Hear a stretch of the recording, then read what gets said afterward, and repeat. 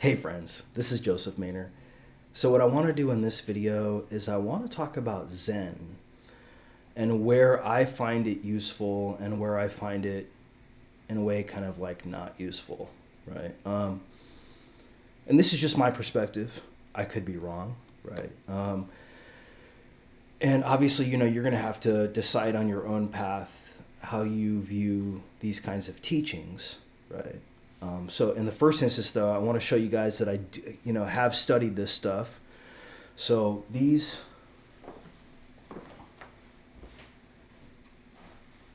books that I have here are all on Zen. So I have The Way of Zen by Alan Watts, which I've read. See, when I read a book, I tear it apart like this so I can make notes, just so you can see. Then I have, a bunch of stuff by, let me see here, D.T. Suzuki. A bunch of books here. The Zen Doctrine of No Mind.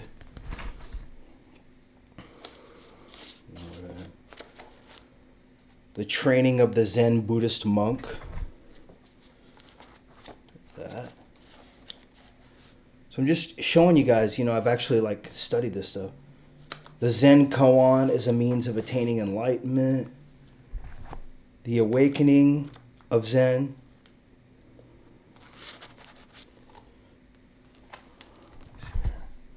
I got a bunch of Zen stuff. I've gone through Zen phases on the path as well. These ones here too, see, the Awakening. That's a cool cover. And the Manual of Zen Buddhism. The Training of the Zen Buddhist Monk.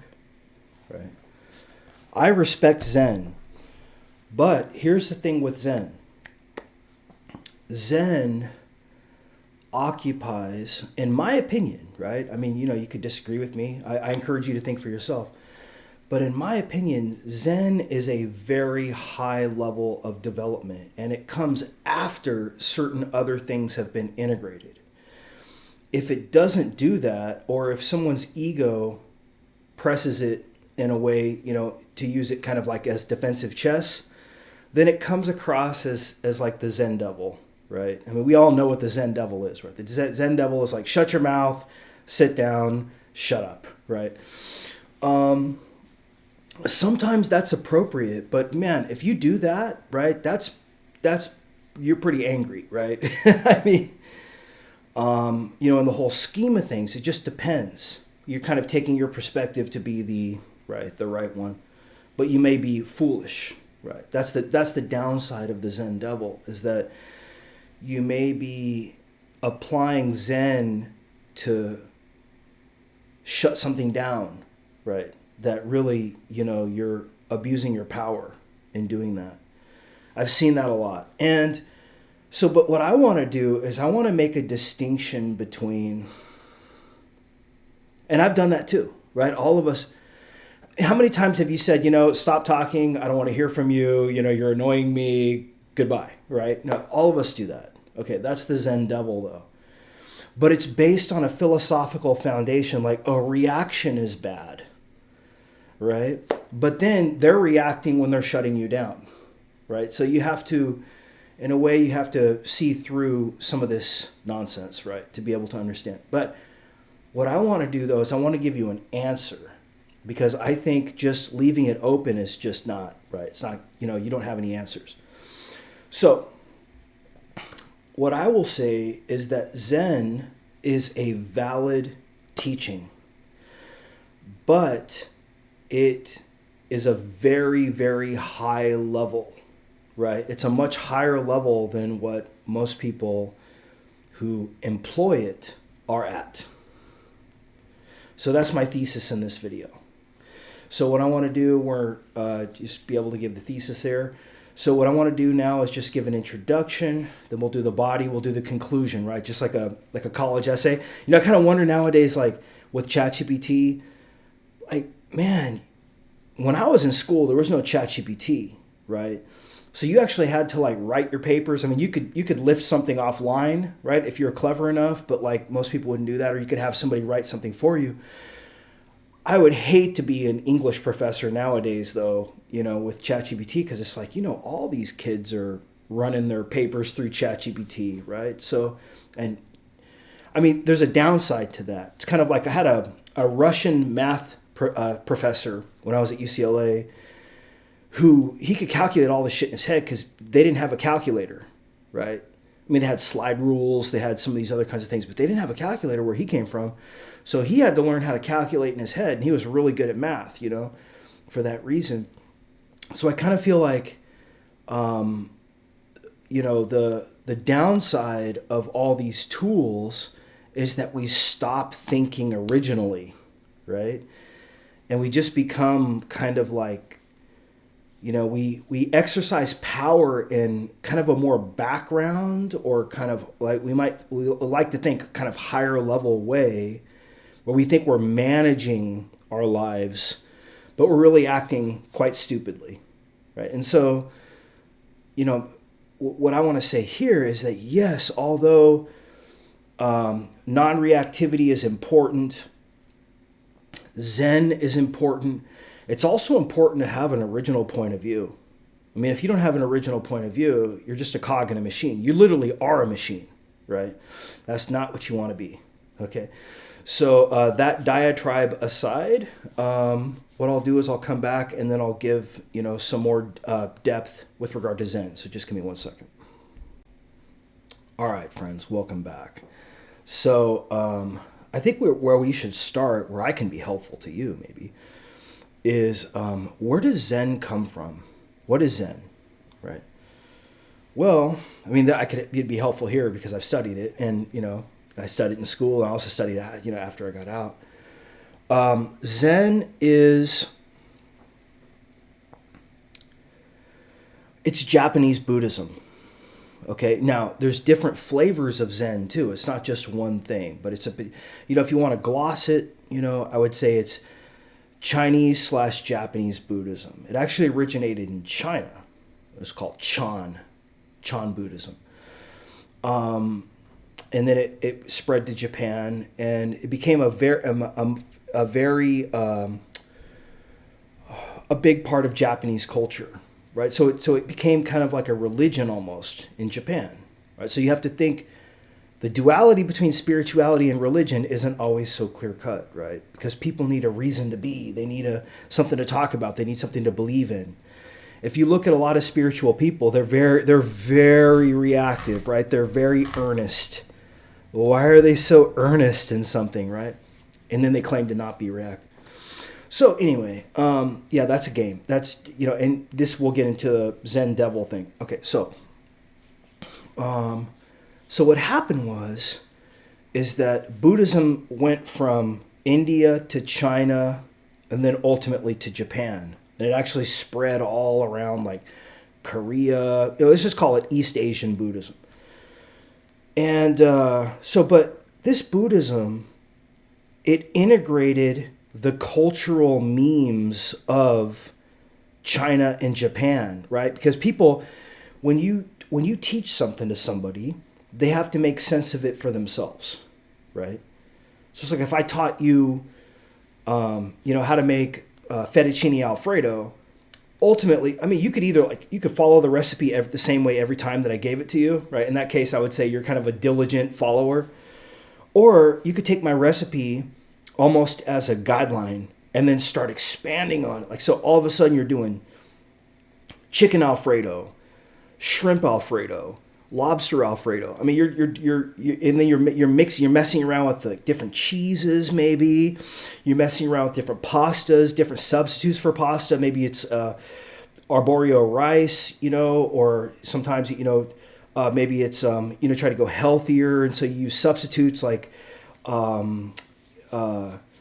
zucchini or something like that instead of pasta. So your mind can run wild off of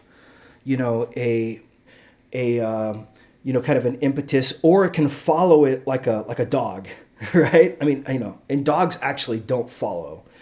If you notice, dogs have their will too. They have a will, right? A dog has a will. You can't, if you're like, come on, boy, let's go. And they're like, they're there. You know what I'm saying? They're not moving. So, you know what I mean? Stubbornness is the mark of an independent being.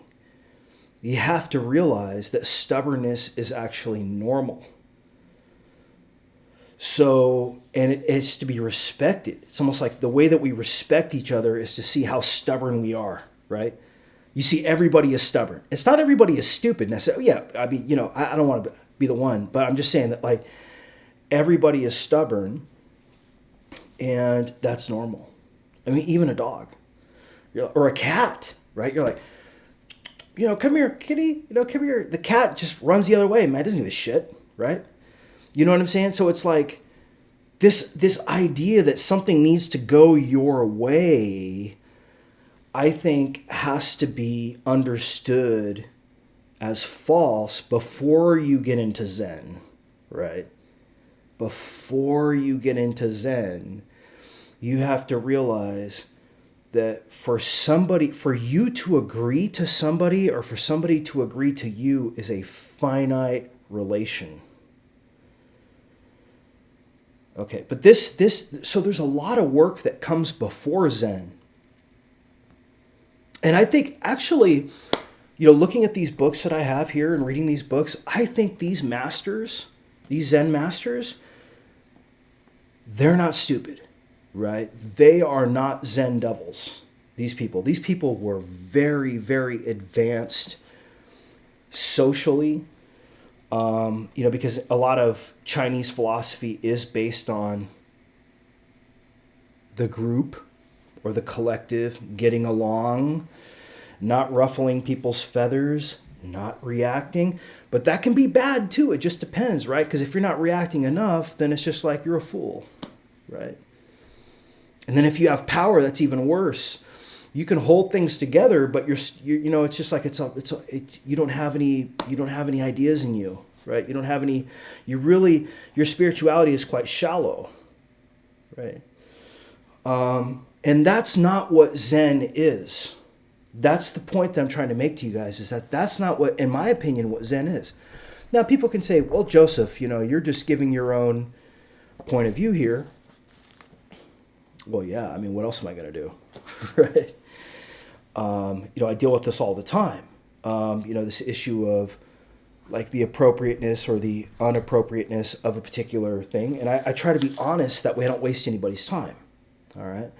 I'm not giving the absolute truth. I'm giving my answer, and I'm being very open about it, unless somebody wants to manipulate my words, which happens too. But, all right. The point is that Zen has a lot of prerequisites to it.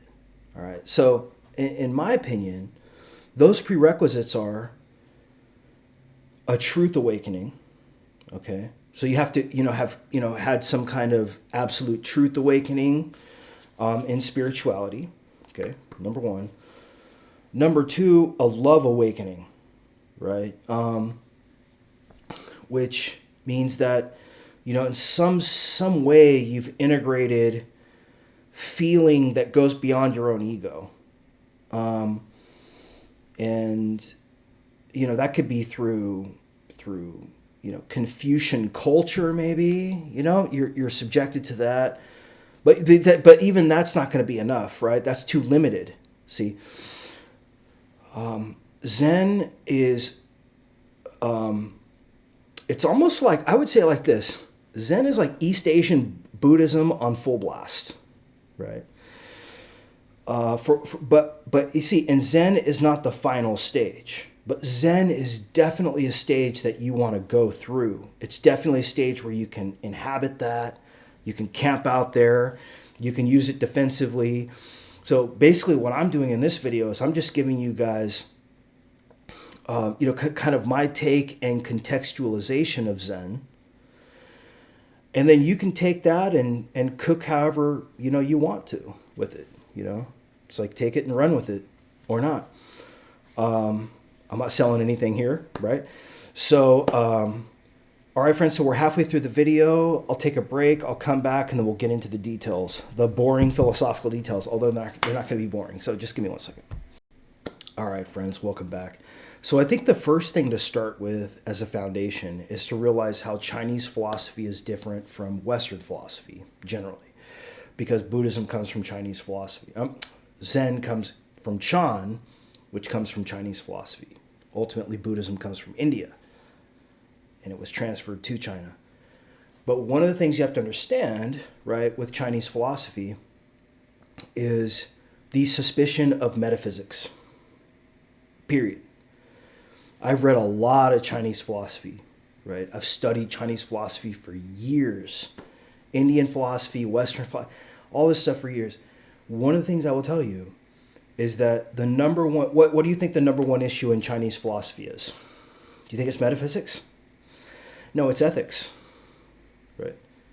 The number one, you might say logos how do I used to refer to this?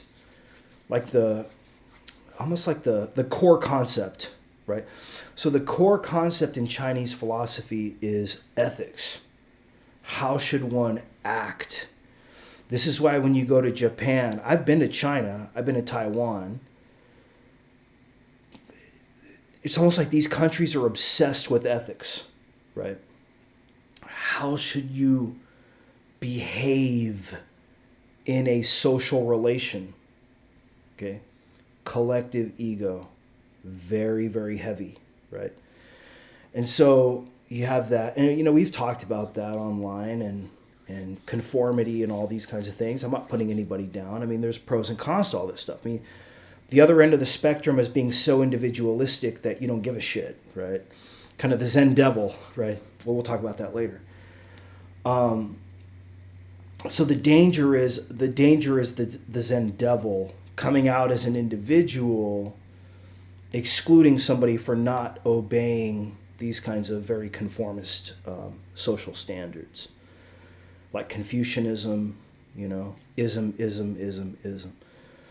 So there is an aspect to that kind of conformity in Zen, but there doesn't have to be. That's my point of view. There doesn't have to be. It's used that way. It's used as a way, kind of us versus them. This person's reacting. No, you're reacting. Right?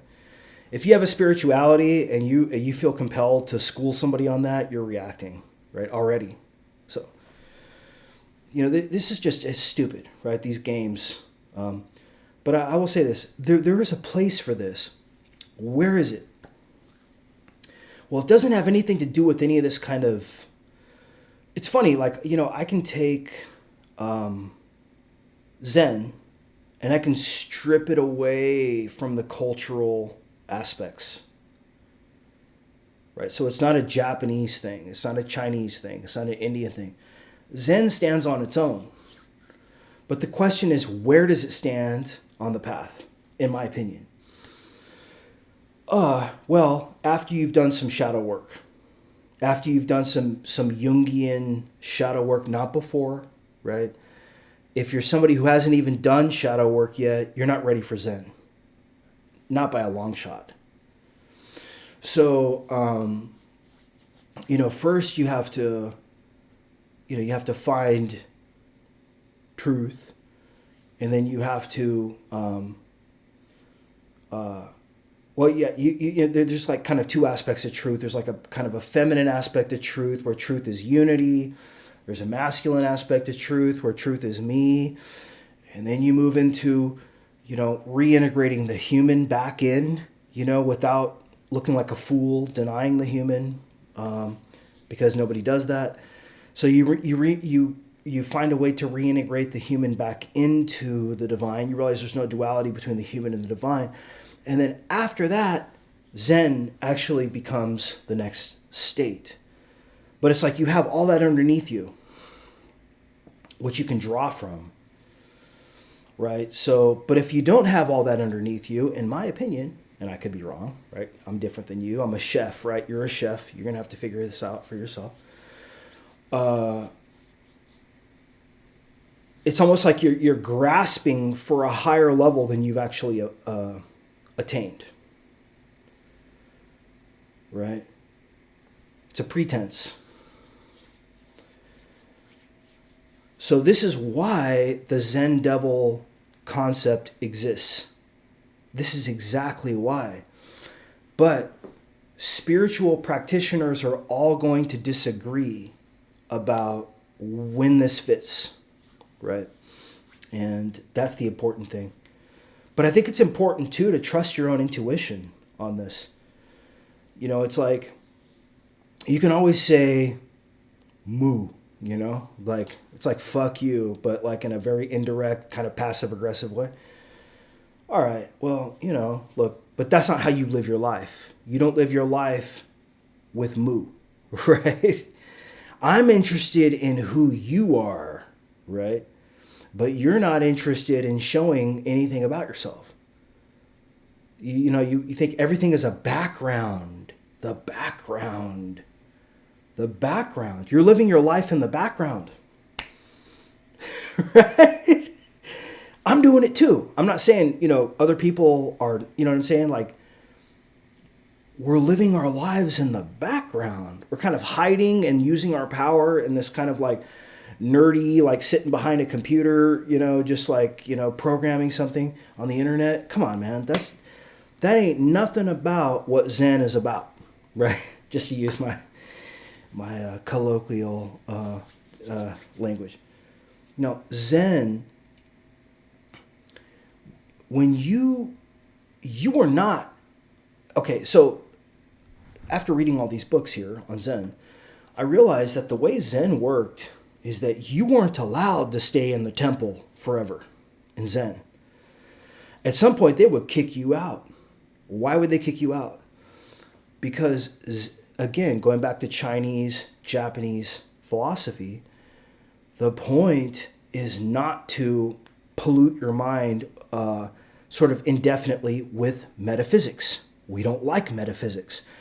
We're East Asian philosophers. I mean, they do have some metaphysics. You know, there are some Neo-Confucian philosophers in China. I mean, obviously, there's metaphysics all over the place in East Asian philosophy. However, I still stand by my premise that fundamentally, East Asian philosophy criticizes the metaphysics first position that is prevalent in Western, Islamic, and Indian philosophy. All right, I stand by that thesis after studying this stuff for years. There's a theory that like pragmatism is really the most important thing. Pragmatism and ethics, okay? Ethics, but like a structural ethics, like this is the way you ought to behave in a social community, right? That's number one. And so the problem with this, though, man, this can lead to some really scary transgressions against the individual, right? And I don't think Zen does this, actually, at all. You know, if you look at Taoism in a way is kind of a reaction to Confucianism that is kind of more freedom-oriented. And I would argue, you know, my interpretation of Zen is also very freedom-oriented too. Although it can be used. This is this is the Zen Devil, Zen dichotomy. So what I'm going to do in the last 5 minutes of this video is I'm going to talk about that, and I'm going to talk about how that may also be, you know, there's pros and cons to that kind of distinction. So just give me 1 second. Okay, friends, so let's talk about the Zen Devil versus where I place Zen. So the problem with Zen, well, it's not a problem. The conundrum, right? Well, conundrum or puzzle, right? With Zen is that Zen is a very, very high level teaching. Period. Right? It's not, in my opinion, Zen is not connected up with any kind of culture. Zen is it's a stage on the path as I see it. Okay, but it's a very high level. And where Zen fits in is it comes in and out. And I would think a lot of people, so for example, when they would kick you out of a Zen monastery, because they'd be like, go live your life, right? Go live your life. Carry water and chop wood, right? Carry water and chop wood. That sounds very like, why do you need spirituality then? Okay, well, you don't after you've gone through a long time on the path, then you don't. But if you're aping that though, like a chimpanzee, then that's not going to work. No aping allowed. Okay, and myself included. So Zen is, if you look at Jungian psychology as reintegrating the shadow, reintegrating the human, then Zen is the further masculine stage beyond that, which is, let's stop with the intellectual hang-ups of every kind. Like, ditch your intellectual hang-ups. Well, you have to have intellectual hang-ups before you can ditch them, though. You know what I mean? It's like it's almost like, it's like free jazz. Zen in a way is like free jazz. But you're not going to be good at playing free jazz until you learn how to play jazz, though. Right? This is the perfect analogy for this. You're not going to be good at playing modal jazz until you've played regular jazz. Where you're going through the chord progressions, you're learning the scales, you're learning the chords, you're learning how to improvise over chords and scales.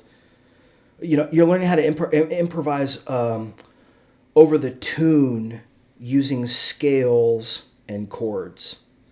And then you learn modal jazz. Well, there's nothing worse than like a newbie playing modal jazz, right? Because they're not going to get out of that one pattern, that one chord or that one scale. So the whole point of modal jazz was to free the jazz musician to create more. Ditto for free jazz. It freed up, once you learned how to play, regular chord progressions, then modal jazz, then you have free jazz. Well, free jazz was to allow musicians to create structures on the fly without the being hamstrung by any kind of underlying structure. So all the structures were being created in real time. That's how I look at Zen, right? Zen is not a doctrine at all, right? So what mu means, mu doesn't mean shut up. Mu means use it when it's useful and put it down when it's not useful. But this requires a big background in spirituality. This is not an ideology. See, that's a mistake, is to think Zen is an ideology. Zen is above what I consider to be the metaphysical stages on the path. Right? So when you're ready for Zen, it will show, right? And, sometimes I'll move into that. I'll move it, back into that. This is what I consider to be stage mauve, right? In my own characterization. You can watch my video. I think I have a video on stage mauve. So, have stage teal, then stage mauve. So Zen is not the final stage on the path, but it's definitely a very high stage on the path. And it's not about it's this, no, you know what I mean? It's like, and this is why the word mu is actually really important, because it's like anything you say when you're at this kind of stage, you understand is going to be a limited perspective, but you're also okay with that. That's what the Zen Devil doesn't want, right? The Zen Devil's like trying to curate things, like sit down, go here, do this, do that, kind of a bossy kind of mentality. No, that's not Zen at all, right? No, not at all, right? So, it's like But Zen is free from, I would say, metaphysical tyranny. Right? It's liberation. Like once you move into Zen, you have a liberation from of all this stuff, really. Right? Okay, friends. Hopefully this wasn't too out there, but it's like you got to be out there, I guess, sometimes to be in there, right? So I'll talk to you soon. Take care.